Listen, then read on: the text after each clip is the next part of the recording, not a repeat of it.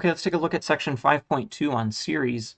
What I'm going to do is give maybe a brief introduction to what series are. This should be a review of Calculus 1 because you talked about series to define an integral back in Calculus 1. But I think that a review is helpful, kind of gives us all, a fresh place, and series are a little bit complicated. So even if you studied them well back in Calculus 1 and you understood what was going on, it can be helpful to have a refresher. All right, so because this is a refresher, we're going to move through it a little bit quickly at the beginning, and we'll slow down when we get to new stuff. So let's suppose I want to write a sum of the first 20 numbers, right? So I could write it all out, 1 plus 2 all the way up to 20. And I want to think about writing this in a more compact way.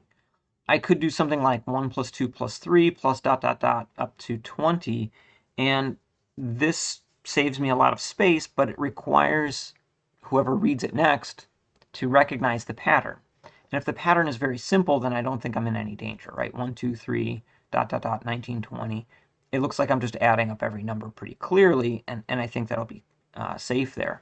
But if I had a more complicated pattern, then that might not be a good method, right? I'm requiring my reader to be clever to understand what I'm trying to say. So with sigma notation, what we want to do is have a compact way of writing a sum that's very clear, where I don't rely on the reader noticing a pattern. Okay, and so here's what we have. If I want to add up some numbers, right, and here I've left these as unknown constants, a1, a2, a3, a4, a5, then we use our sigma notation, right? So I have the big sigma sign, capital Greek letter sigma for sum, and underneath we say what the dummy variable is, or counting variable. We list where it starts. So this one starts at 1, and then we list where it ends. So for a finite sum, right, 1 to 5, I'll be adding up these 5 things. In this chapter, we're going to be almost exclusively interested in infinite sums. And that just means our ending value is going to be infinity, right? So when we write out our list, it never ends. And then having a compact way of writing it is very useful. All right, so let's look at some properties that are shared between both finite and infinite sums. We can factor constants out. So if I have a constant c times every single one of my terms, I can factor that out of the sum.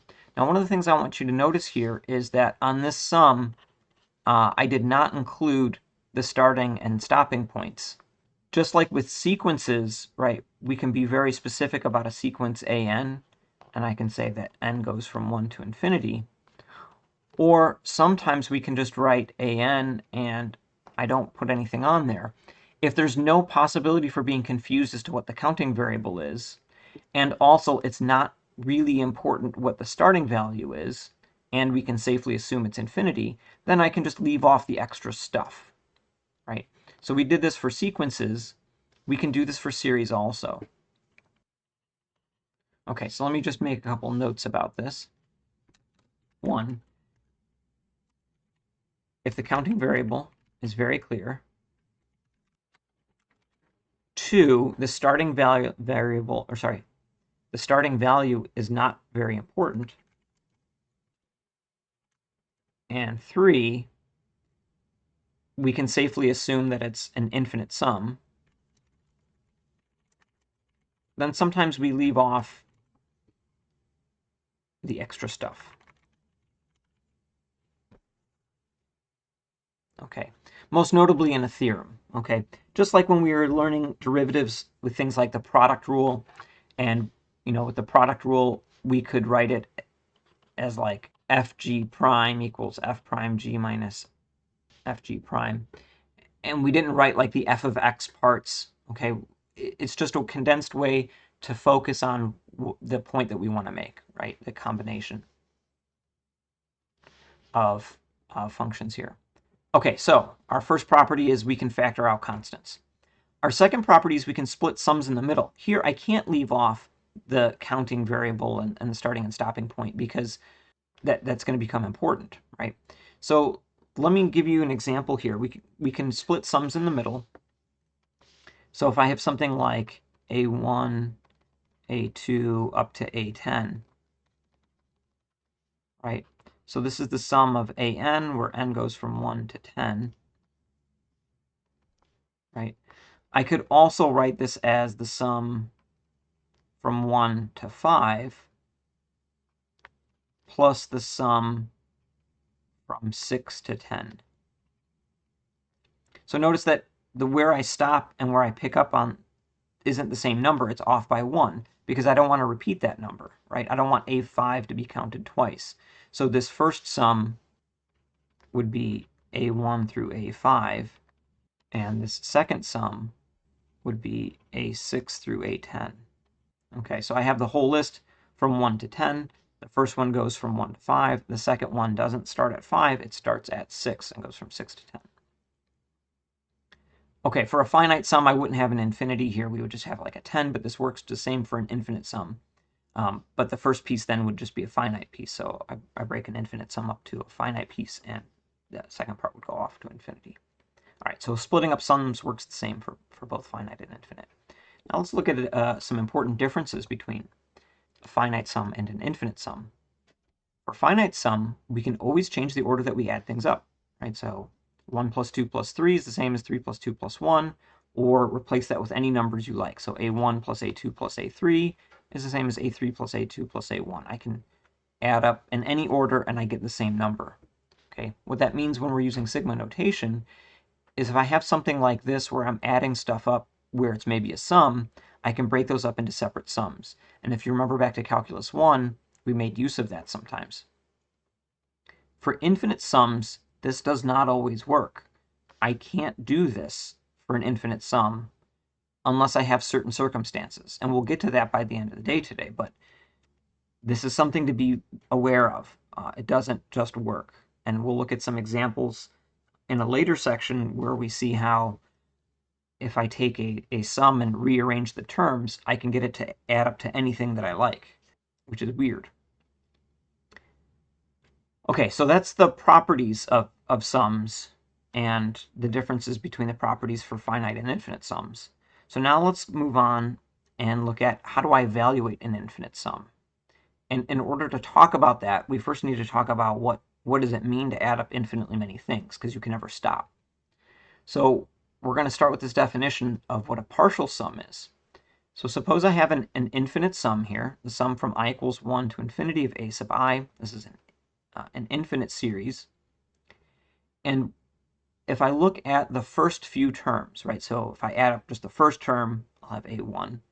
The first two terms, A1 plus A2. The first three terms, A1 plus A2 plus A3. These are called partial sums, right? This is the first, second, and third partial sums. And this one is called the nth partial sum. If I look at all of these partial sums as being a list of numbers, the partial sums forms a sequence, right? Sk, where k goes from 1 to infinity. If that sequence made up of partial sums converges to a number s, then we say that that's what the sum of the series is. Okay, so I would write that the sum of the series equals s, in the case where that s exists, right? When it's something that it converges to. If that sequence of partial sums diverges, then we say that the series diverges. Okay, so if the partial sums converge, then the series converges. All right, let's look at an example.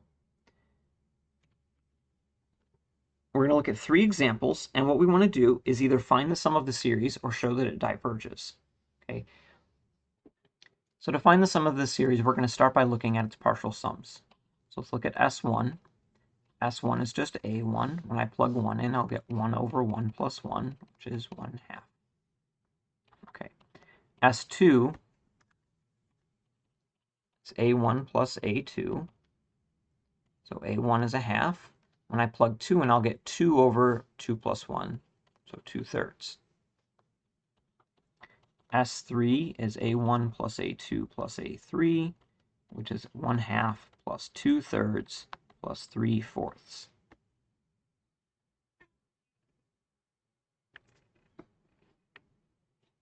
Okay.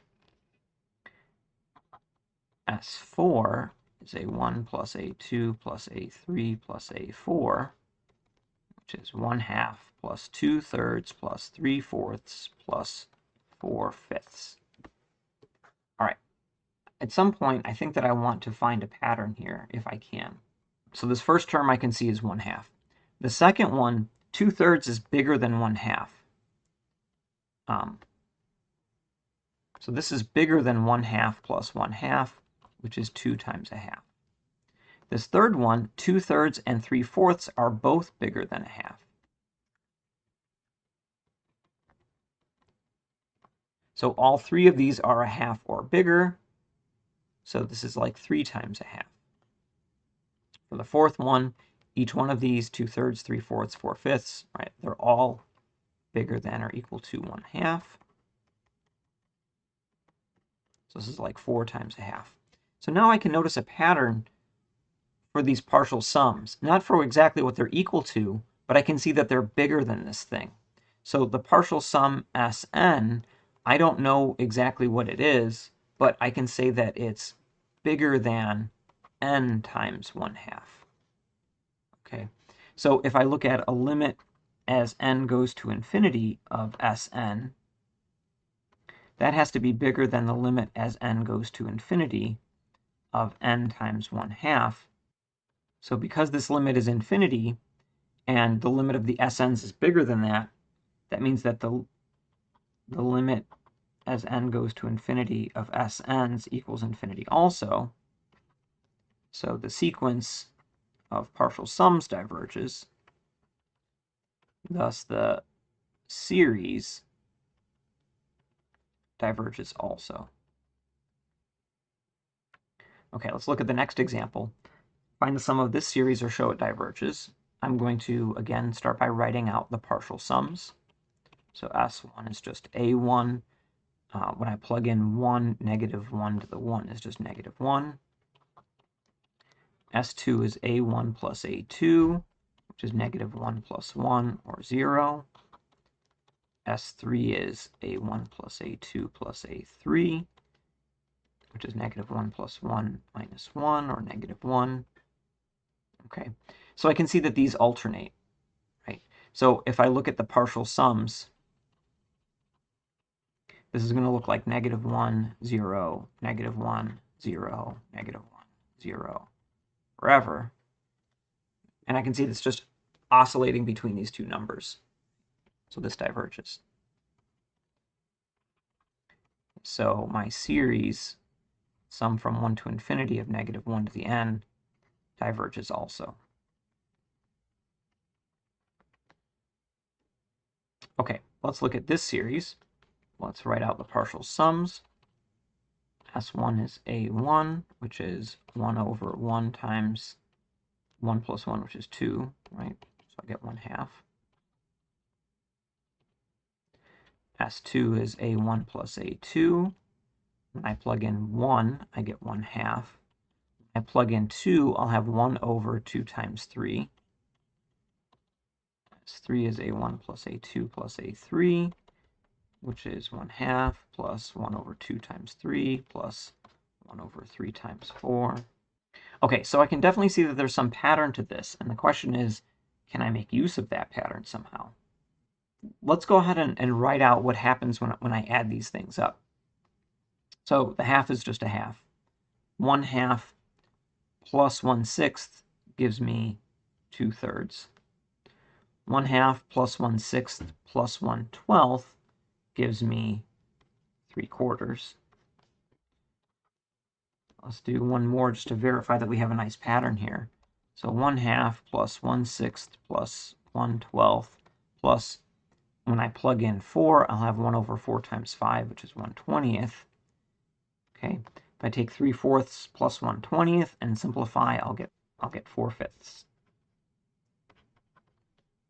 Okay, so if I look at the sequence of partial sums, I have 1/2, 2/3, 3/4, 4/5. Okay, it looks like I have a pattern here. Okay, I haven't proven that I have a pattern here, but it looks like I have a pattern. And so based on this pattern, it looks like the partial sums are, the nth partial sum looks like when I'm on the fourth one, 4 over 5, right? So n over n plus 1. Okay. And the limit as n goes to infinity of n over n plus 1 is the limit as n goes to infinity. If I divide numerator and denominator by n, I'll get 1 over 1 plus 1 over n, which is 1 over 1 plus 0, or 1. So the partial sums look like they converge to 1. So the series is equal to 1.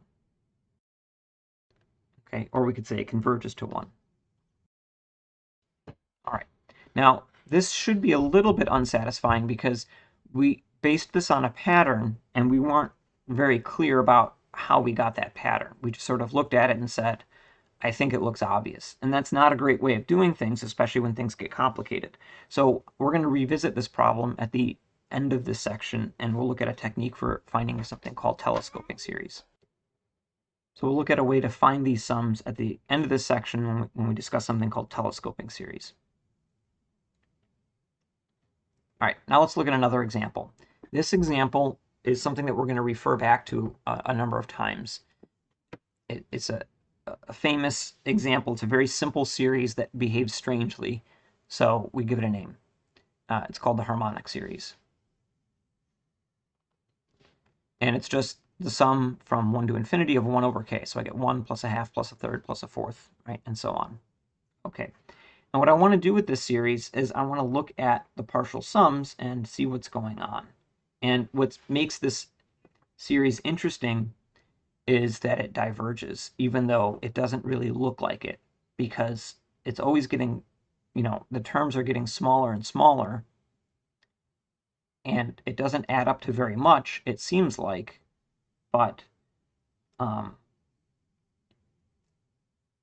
it diverges, and that's, it feels like it's sort of on the edge of types of series that could possibly diverge, which makes it an interesting example. Okay.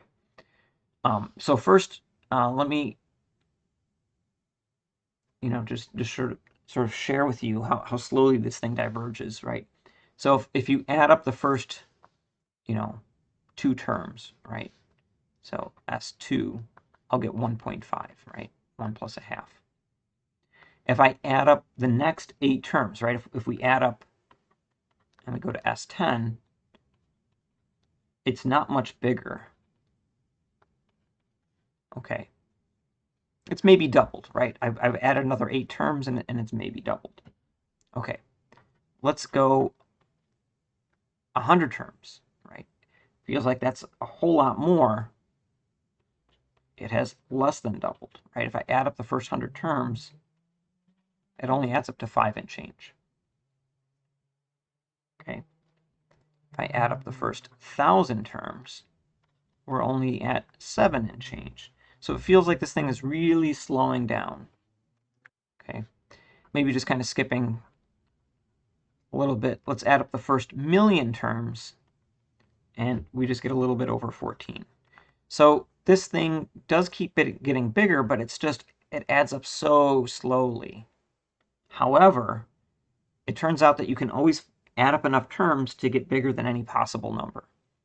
Okay, so there are enough terms in this series that I could add up that would be bigger than the national debt. Take a lot of adding to get there, but we could do it. All right, so what I want to do is I want to show that this series diverges. I want to prove it. Okay, and that's going to be, it's going to take a little bit of work. So what I'm going to do is, just like before, I'm going to start off by looking at the partial sums. So S1 is just 1. Right? S2 is 1 plus 1 half. S3 is 1 plus 1 half plus 1/3. S4 is 1 plus 1 half plus 1/3 plus 1/4. Okay. And what we're going to do is we're going to start pairing things up, or grouping things together, right? If I look at these last 2, 1/3 is bigger than 1/4. Ironically, that's something that I think that most Americans don't realize. A long time ago, McDonald's decided they wanted to start selling a 1/3 pound burger They already had a quarter pounder on their menu, and then they had this third pound burger on the menu, which is more expensive because it's a larger sandwich, right? It's third of pound of beef is more than a quarter pound of beef.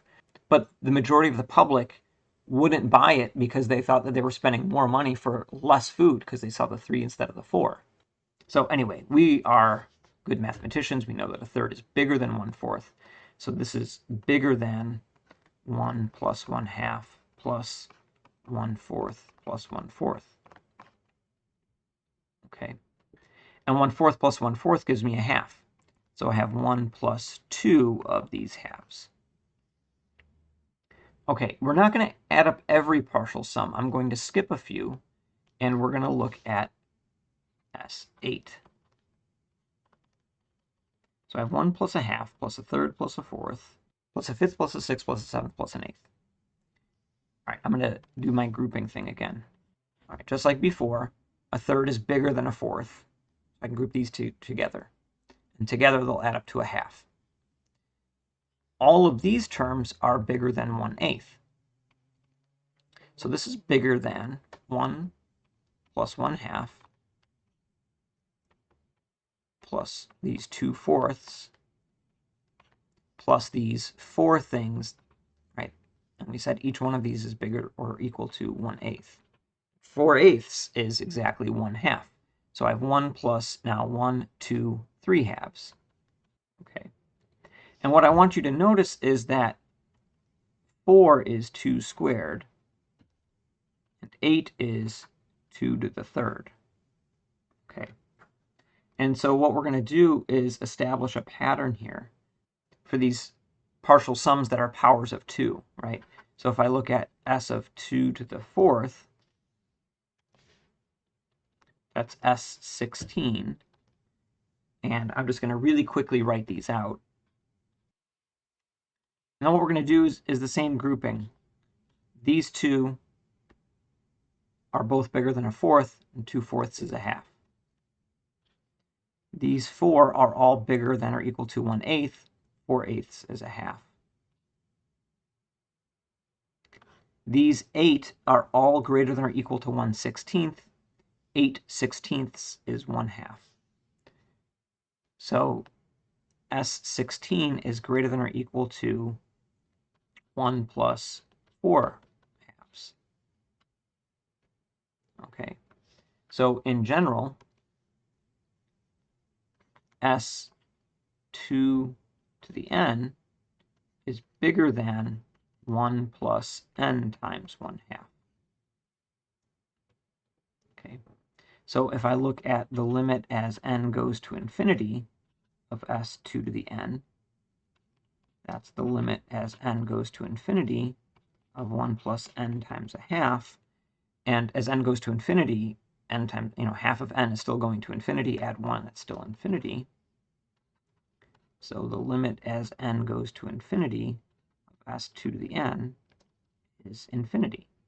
Okay, so if some of my partial sums, when I look at them, are going off to infinity, then I know that that whole sequence can't possibly converge, right? So I didn't look at all of them. I didn't pay attention to what happens with S9, 10, 11, 12, right? But that doesn't matter. If I pick out some of them and they're going to infinity, then I know that the sequence of partial sums can't converge. It's diverging.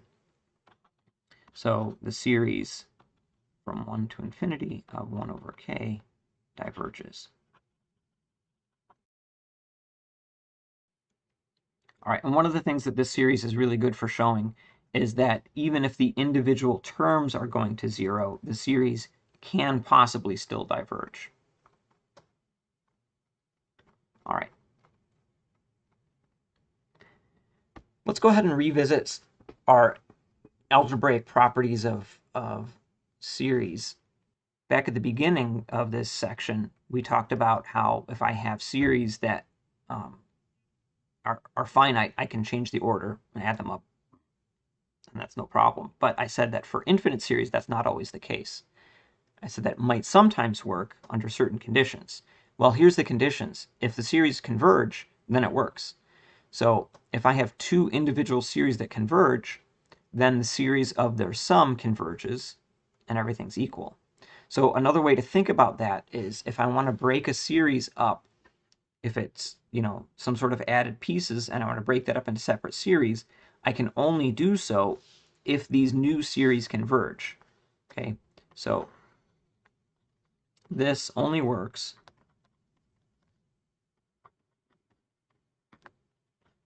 if both the sum of an and the sum of bn converge.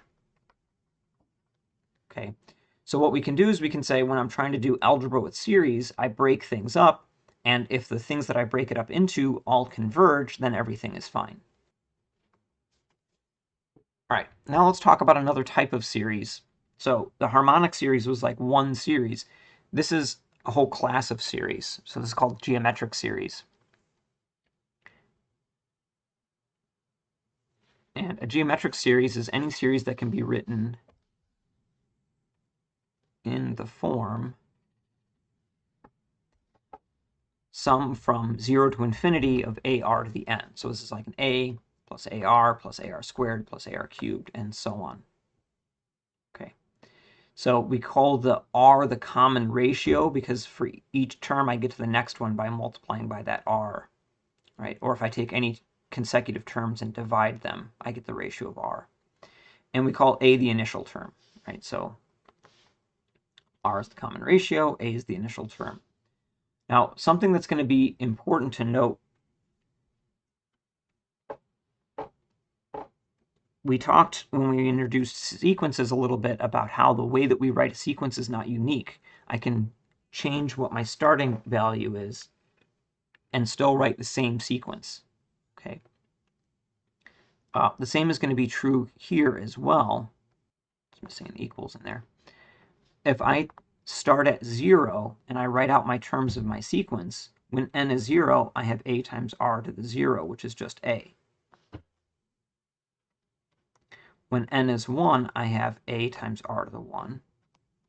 When n is 2, I have ar squared, right, and so on. If instead I start at 1 and I look at ar to the n minus 1, when I plug in 1, my very first term will be a times r to the 0, which is just a. When n is 2, I'll have ar to the 2 minus 1, which is ar to the 1, right? And so on. I get all of the same terms. Okay, we've just changed our indexing a little bit. This is going to be important to note because when we work with geometric series, that starting term can be important because we're going to be able to add these up more easily than other series. All right, let's look at some examples. So first, let's write a geometric series where the starting term is 1 and the common ratio is 1/3. Okay, this is going to be very easy to do. I can say, all right, I'm going to look at n equals 0 to infinity. My a is 1, the r is 1/3, and we just fill it in, ar to the n. So that's it. Okay, now let's go the other way. Here's a series. I want to find the initial term a and the common ratio r. This one might take a little bit more work because it's not written in that nice form. So I want to get it into that nice form. I want to get this into the form of the sum from 0 to infinity of ar to the n. Okay, so this n plus 1 in the denominator, I want to break that up a little bit. So 3 to the n plus 1, I can write as 3 times 3 to the n. Okay, so my sum from 0 to infinity, 2 to the n over 3 to the n plus 1, I can write as the sum of 2 to the n over 3 times 3 to the n. And the 2 to the n over 3 to the n, they're both to the same power, so I can write that fraction as being to the power of n. Right, so think about this as 1/3 times 2/3 to the n. And so then a is 1/3 and the r is 2/3. Okay, so we might have to do a little bit of algebra work to get this into the right form to look exactly like a geometric series. All right, now let's look at geometric series and let's figure out, first of all, when do they converge and when do they diverge? And then secondly, what do they converge to? Okay, and so I have the answer to all of that in this theorem, which we will actually prove. So if I take a geometric series, sum from 0 to infinity, ar to the n, it converges when r is less than 1, r in absolute value, right? As long as that common ratio in absolute value is less than 1, it'll converge. And here's the sum written out. It diverges when the r in absolute value is greater than or equal to 1. Okay. Note, if I take a sum starting at 1, it would be ar to the n minus 1, and that would be the same series, so that would add up to the same thing. So if I want to have my series starting at 0, I want to have a power of n. If I want my series to start at 1, I want to have a power of n minus 1. Okay, and either way is fine, but we have to be very, very careful when we talk about what it adds up to. When I talk about whether or not something converges, the first few terms don't really matter. But if I want to add something up and say, what does it add up to? Well, then every term matters. So we have to be careful. All right, let's go ahead and prove this. So just like with any other series, what we're going to do is we're going to start by looking at the partial sums. So let's start with a generic geometric series. So the sum from k equals 0 to infinity of ar to the k. So my first partial sum is just the first. So my first partial sum, when I write S1, this is going to be like A0 plus A1, okay, which will be A plus AR to the 1. S2 is A plus AR plus AR squared. S3 is A plus AR plus AR squared plus AR cubed. Okay. And if I were to write out Sn, then I'm going to add up all of the terms until I get to AR to the n. I'm going to write out what the last two are, right? So AR to the n minus 1 and then AR to the n. So if this was like S10, I would have A plus AR squared, dot, dot, dot, AR to the 9th, AR to the 10th. Okay, what I want you to notice here is that if I multiply my partial sum by R, it sort of shifts it, right? So if I look at R times Sn, the first term times R will give me an AR. The second term times R gives me an AR squared. The third term times R gives me an AR cubed. The second to last term times R gives me an AR, and then the last term times R gives me AR to the n plus 1. Okay, and these share a bunch of terms, right? Notice that I have like almost all of the same terms. There'll be an AR cubed here, that will be here, right? The ARN. So all of the middle terms sort of line up. So if I subtract these, I'll get rid of all of the middle terms. So Sn minus R times Sn, right? I'll have A, and then AR minus AR cancels. AR squared minus AR squared cancels, right? All the middle terms cancel. And then I'll have, 0 minus AR to the n plus 1. Okay. Now what I'm going to do is I'm going to factor the Sn out of the left-hand side of this equation. Okay. I could even factor an A out of the right-hand side. Now to find a formula for Sn, I can just divide. So Sn is going to equal A times 1 minus R to the n plus 1 over 1 minus R. Now, I had a way of writing Sn up here, but it had a bunch of terms in it, right? I had these n number of terms, and I can't actually write them all out. But this is a closed form, right? I know exactly what Sn is. You give me any number, I have A and R. You give me any number n, I can compute Sn here.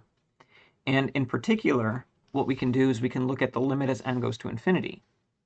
So if I take a limit as n goes to infinity of Sn, that's the limit as n goes to infinity of a times 1 minus r to the n plus 1 over 1 minus r. And then what happens here really depends on what we started with for r. Okay, so let's look at some cases. Let's suppose that r is 1. Then Sn would be a times 1 minus 1 to the n plus 1 over 1 minus 1, and that whole thing breaks down. Okay, so maybe we have to be careful about what we're writing out here when r is 1. The problem that we run into is back here, this 1 minus r, if r is 1, would be a 0. That's no good.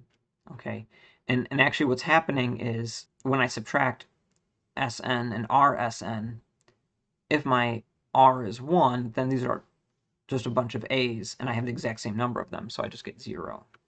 Okay, so this process doesn't work when r is 1, but if I look back here, when r is 1, I'll just be adding up a over and over again. Okay, so when r is 1, I just have the sum from 0 to infinity of a. So I'm just adding up a over and over again.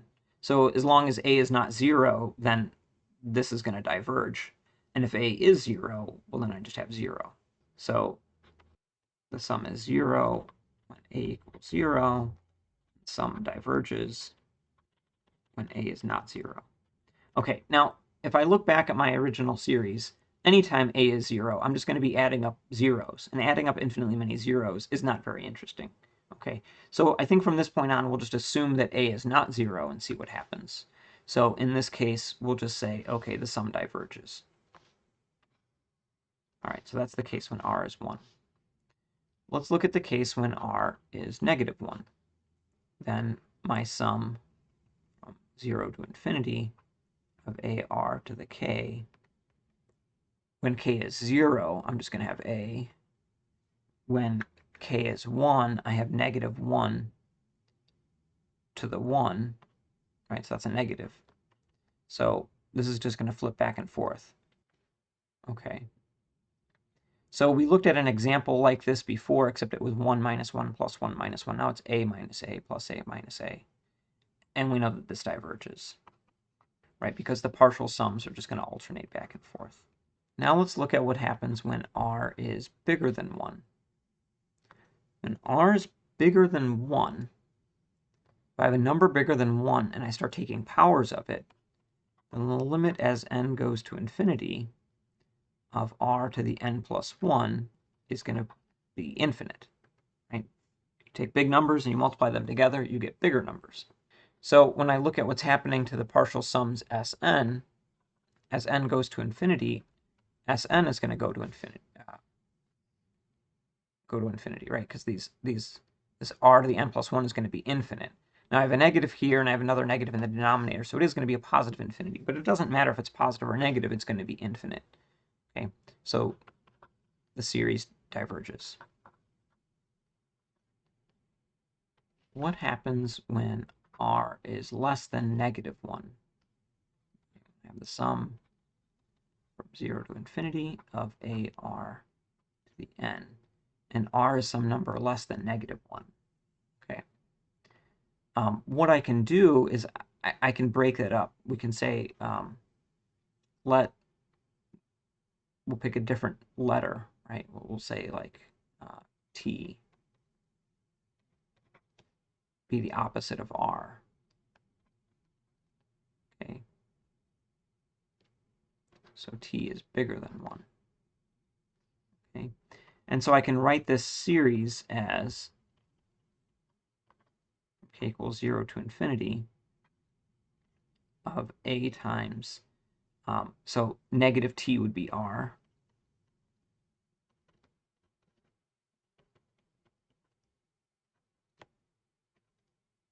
So I have a negative 1 to the n times a t to the n. Okay, so let's look at what's happening here a little bit. if I look at my partial sums here, you know, this -1 is sort of flipping things back and forth. So adding, subtracting, adding, subtracting. But this t to the n, right? If t is bigger than 1, as n goes to infinity, this t to the n is going off to infinity. It's going to get really big. So if I look at my limit of partial sums, right, which again, you know, we had this formula, a 1 minus r to the n, but now we've replaced the r with a -1 to the n t to the n.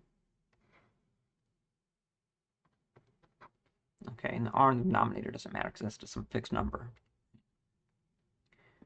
Okay, so now as n goes to infinity, t to the n is going to go to infinity. So this is flipping back and forth between positive and negative, but that doesn't really matter. It doesn't matter if we go to positive infinity or negative infinity, or if we split and go to, you know, both or neither, it's going to be an infinite limit. That means that the partial sums diverges, right? The sequence of partial sums, so the series diverges. Okay, so if I look at the cases, we looked at 1, we looked at r being -1, we looked at r bigger than 1, we looked at r less than -1. So all we have remaining now is when we have r's that are in between -1 and 1. Or that's the same as saying the absolute value of r is strictly less than 1. If r is a number smaller than 1, when I multiply it by itself, it's going to get even smaller. So the limit as n goes to infinity of r to the n is going to give me a 0. So when I look at the partial sums, right, the limit of the partial sums, that's the limit as n goes to infinity, a 1 minus r to the n, 1 minus r. As n goes to infinity, r to the n is going to go to 0. So this is going to be a times 1 minus 0 over 1 minus r, or just a over 1 minus r. So not only does this limit exist, but I know exactly what this limit is equal to. Thus, my series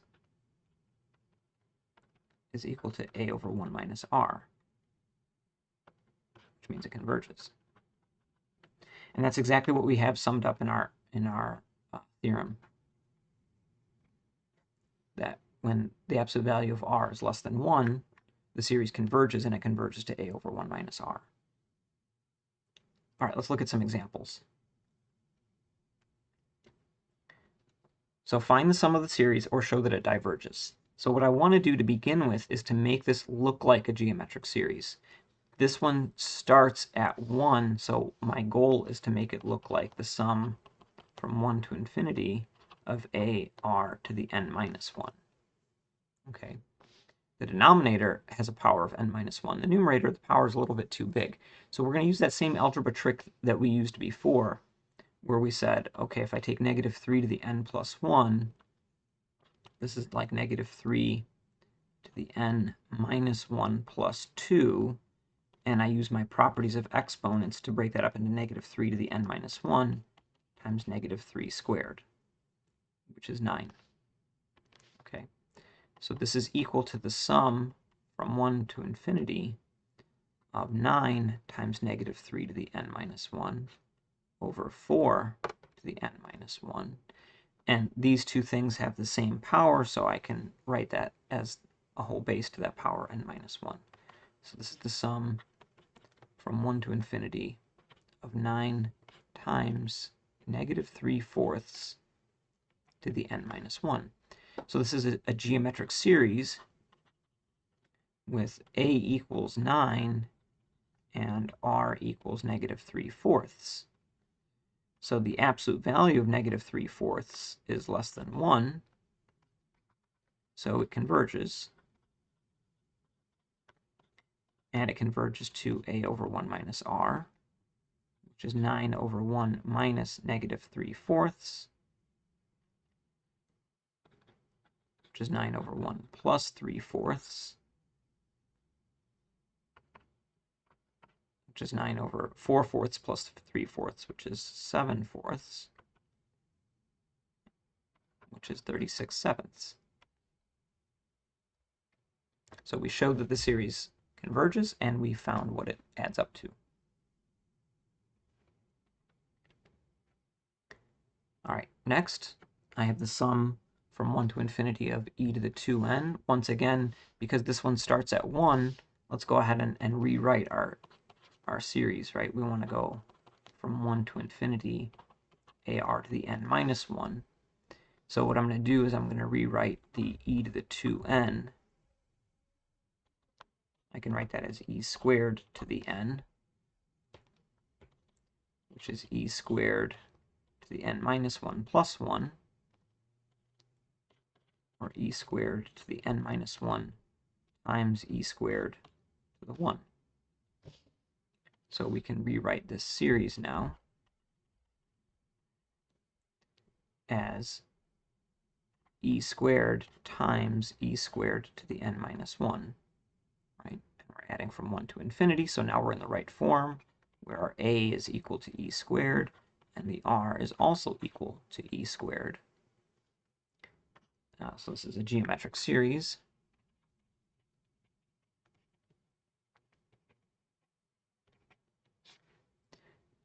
The absolute value of r is e squared, which is greater than 1. Of course, greater than or equal to, right? All the same stuff. So the series diverges. Okay, last series example. In this case, we're already in the right form. I have the sum from 1 to infinity. I have some number to the n minus 1. This is geometric, with a equals 1 and r equals negative 2/5. The absolute value of r is 2/5, which is less than 1, so it converges. So the series converges. And it converges to a over 1 minus r, which is 1 over 1 minus negative 2/5, which is 1 over 1 plus 2/5, which is 5/5 plus 2/5, which is 7/5, which gives me 5/7. So this sum is equal to 5/7. Okay, next what we're going to do is look at something called telescoping series. So there's some series that are called telescoping series that are not geometric. So we can't just write out the sum very easily like we do with geometric series, but we can find the sum by being a little bit clever and finding a formula for the partial sum Sn. So this first example that I want to look at, we already know the sum because we saw this example before, right? So we looked at this example. We looked at this example earlier, and we noticed a pattern for the partial sums, and we sort of just said, all right, I think I see the pattern, and so we think this adds up to 1. What we're going to do now is use this as an example to show you this is a telescoping series, and I want to use it as an example to show you how it works, and hopefully we'll show, hey, it adds up to that same 1 that we got, and so things will work out fine. So here's how telescoping series work. If I look at the terms that I'm adding up, they look like a partial fraction. So we can use partial fractions. Okay, so 1 over k times k plus 1 is equal to a over k plus b over k plus 1. So multiplying through by k times k plus 1, I get 1 equals a over k times k plus 1 plus b over k plus 1 times k plus 1. And we do some light canceling here. K's cancel over here, k plus 1's cancel over here. So I have 1 equals a times k plus 1 plus b times k. All right. So this is a fairly simple partial fractions system to compute. I'm just going to use our method 2 here. I'm going to pick what happens when k is 0. I get 1 equals a times 1 plus 0. So a equals 1. And then what happens when k is negative 1? I get 1 equals 0 plus negative b. So b is -1. Okay, so this is 1 over k minus 1 over k plus 1. All right, now let's look at what happens when I write out the partial sums. So if I were to write out, say, S4, right, write out the first 4 terms, right? So starting with k is 1. When k is 1, this will be 1 minus 1/2. Right, so this is all a1 plus a2. When k is 2, I'm going to get 1/2 minus 1/3 plus a3. When k is 3, I'll get 1/3 minus 1/4 plus a4. When k is 4, I'm going to get 1/4 minus 1/5. And what I want you to notice here is that I start with a 1, then I get minus 1/2 plus 1/2, minus 1/3 plus 1/3, minus 1/4 plus 1/4. So this sort of collapses down like a telescope. All the middle terms cancel away, and I get this 1 and then minus the, that very last term.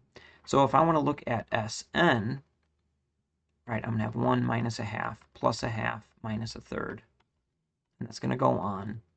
When I get to the n minus 1 term, I'll have 1 over n minus 1 minus 1 over n minus 1 plus 1. And then when I get, okay, so this is, be clear about things. This is my a1, this is a2, this is a n minus 1, and then I'm going to write down a n. So when my k is equal to n, I'm going to have 1 over n minus 1 over n plus 1. Okay, and the same thing happens, right? The halves cancel. This minus third will cancel with a minus third that I can't see.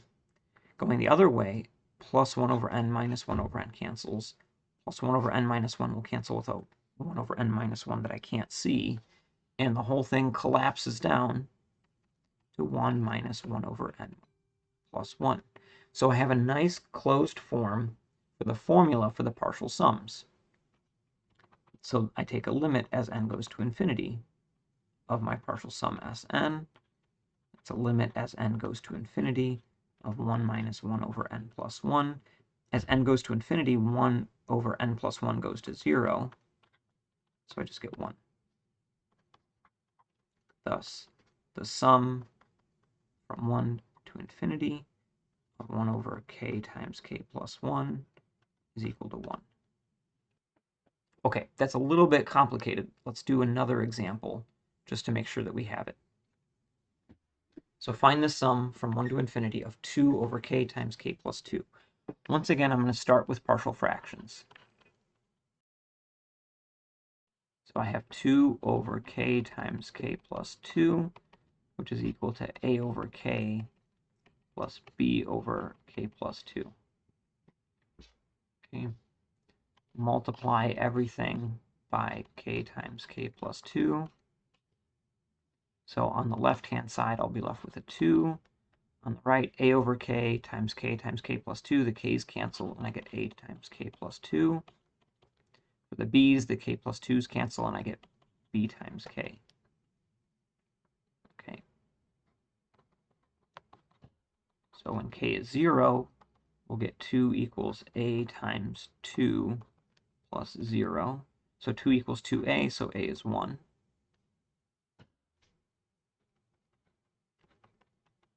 For k equals -2, 2 equals 0 plus b times -2. So 2 equals -2b, so b is -1. Okay. So I can rewrite this series now as the sum from 1 to infinity of a, which is 1 over k, plus -1 over k plus 2. So now let's look at the partial sums. So again, let's look at S4 just as something concrete that we can write down, and maybe we can see the pattern. So I want to start with A1. So when k is 1, I'll get 1 over 1 minus 1 over 3. Okay, let's look at A2. When k is 2, I'll get 1 over 2 minus 1 over 4. Then let's look at A3. When k is 3, I'll have 1 over 3 minus 1 over 5. And then finally, we'll add in A4. So when k is 4, we have 1 over 4 minus 1 over 6. Okay. And the minus 1/3 will cancel this minus 1/3. The minus 1/4 will cancel this minus 1/4. But I have more terms left over than I did before.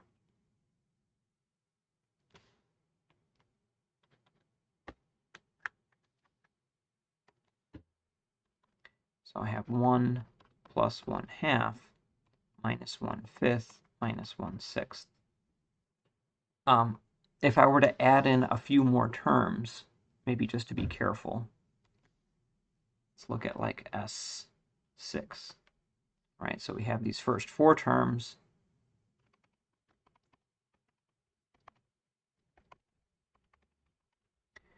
And then we'll add in A5 and A6.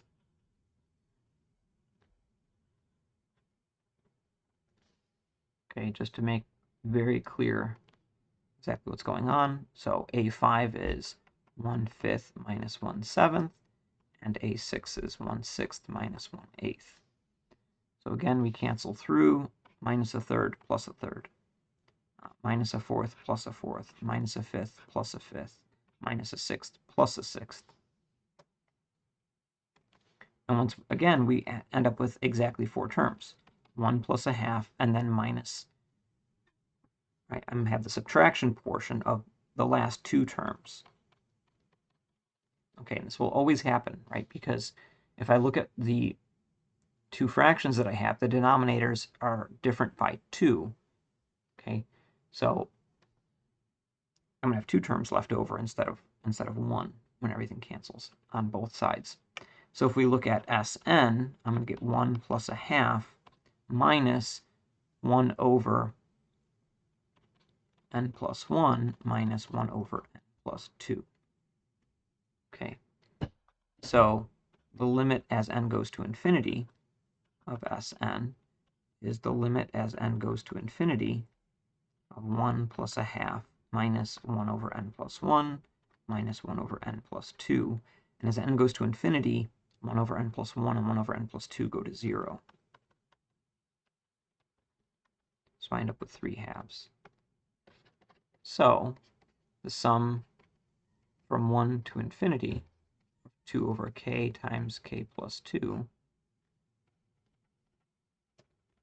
converges to 3/2.